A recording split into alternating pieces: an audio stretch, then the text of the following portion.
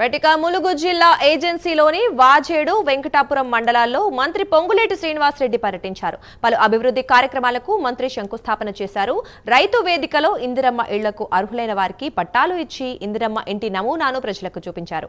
ఈ ప్రభుత్వం పేదల ప్రభుత్వమని, ప్రతి ఒక్క కుటుంబానికి న్యాయం జరిగేలా చేస్తామని మంత్రి తెలిపారు.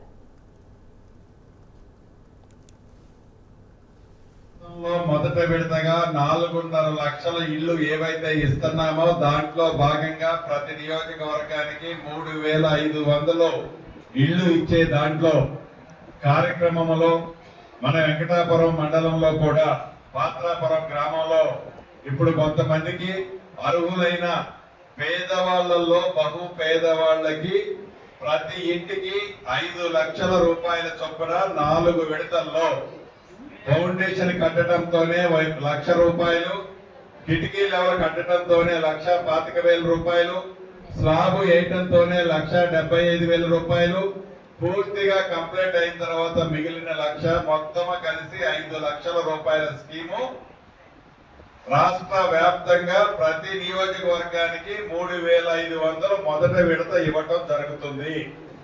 రాష్ట్రంలో మొదట విడతగా 4.5 లక్షలు